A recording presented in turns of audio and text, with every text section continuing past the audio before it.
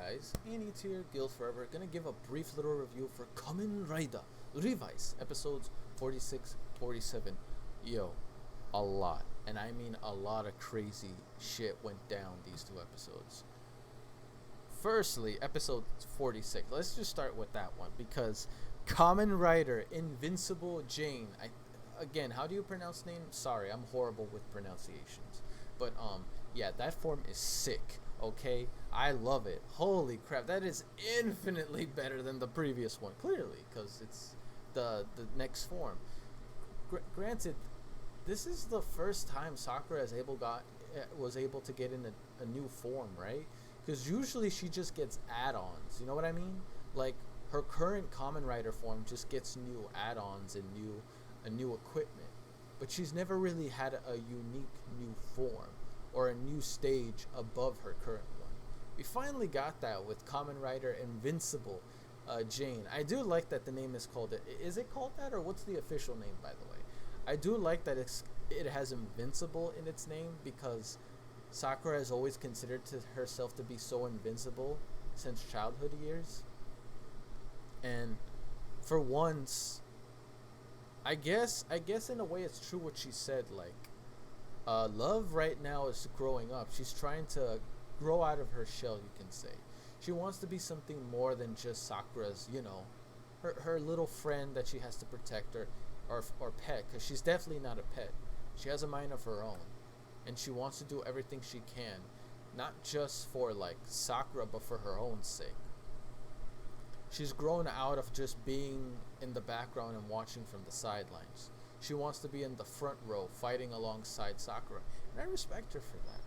Of course, Sakura didn't listen in the beginning because she was so focused on thinking like, oh, love. She kind of saw love as a pet. I mean, would you say pet, or I would say more like, maybe you could say not a pet, maybe you could say like a friend that you kind of want to protect and make sure they're not at harm's way. So I understand her in that regard. All she wanted to do was protect Love and make sure she's never hurt. I get it. And her being on the battlefield, it only distracts her because she worries that something is going to happen to Love. But in that scenario, all she did was hurt her partnership with Love, because Love, remember, she is a demon. Your power is derivative from her. It derives from her.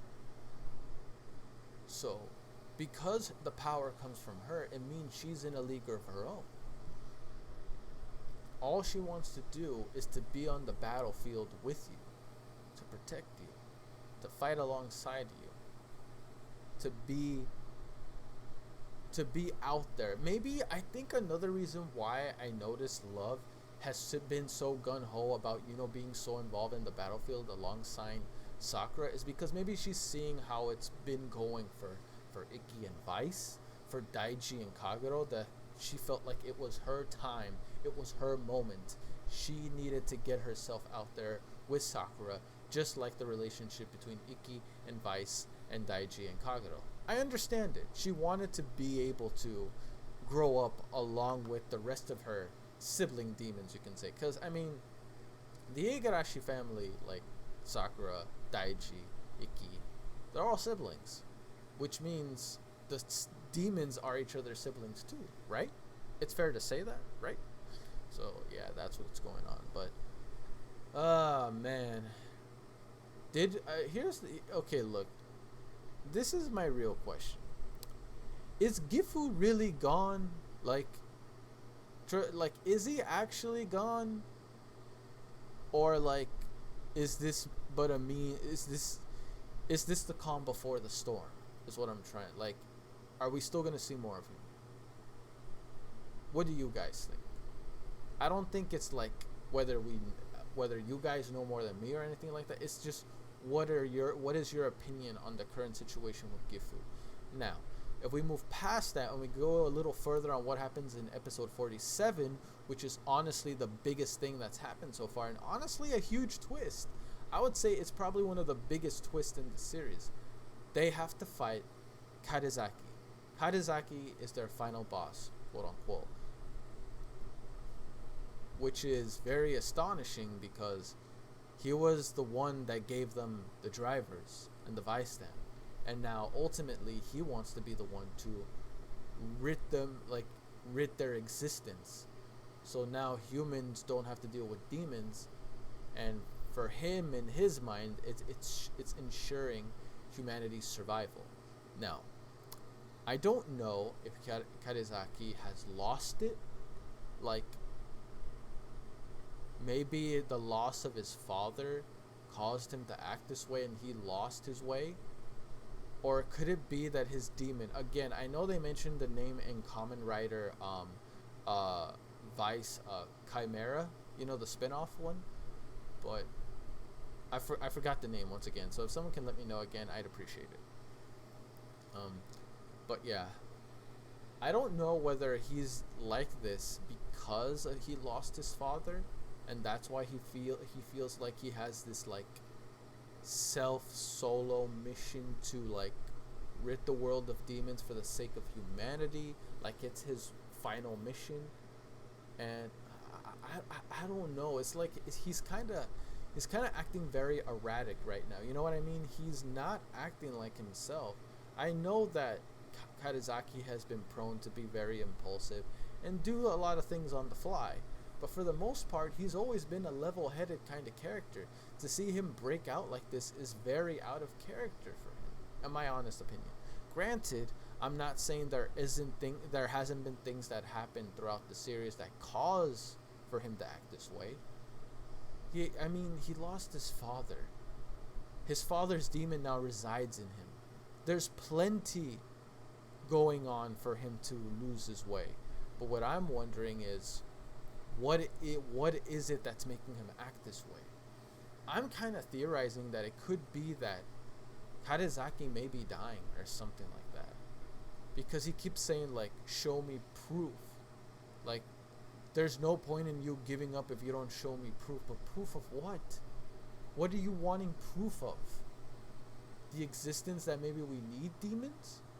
Are you trying to act as a catalyst, the medium, the sacrifice, in order to ensure that demons and humans could have a life together?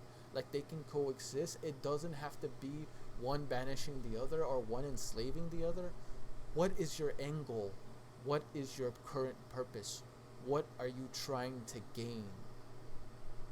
Because honestly, I feel like him saying he wants to destroy the Kamen Rider system, the one that he invented for like majority of the series, I have a feeling like that is a lie. I feel like he's lying. He's trying to accomplish something. Maybe something noble. Or maybe I'm giving him too much credit. I don't know. All I know is something seems off. He doesn't, I don't know, for me personally, he doesn't feel completely evil. But at the same time, we can't just leave him like this. He's got to be dealt with. Otherwise, he's just going to basically kill off the entire Igarashi family. And we ain't having that. Okay? Look, we're already having enough time with Ikki now forgetting his parents, which I'm not gonna lie to you. Damn. Holy crap. And now he's about to henshin again in the following episode, episode 48. He's gonna forget his siblings. I already know. He's gonna forget his brother, his sister. I wouldn't be surprised if he forgets Vice, but then again, I feel like Vice would be the only one he would remember because of the contract.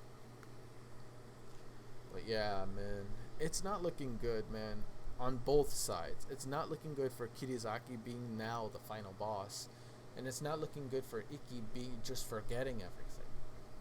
Again, though, I'm only saying this because because guys, if you remember at the end of like the Kamen Rider Chimera spinoff, it showed the Igarashi family, and again, looking like they're going on some kind of vacation.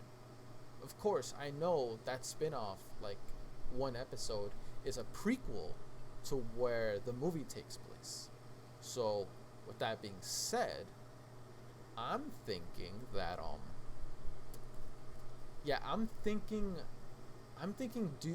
things do go back to normal, because we did see them like in that spin-off. I feel like that spin-off takes place like legitimately after the official ending of Kamen Rider Revice the series. I feel like it takes place after that. You know what I mean?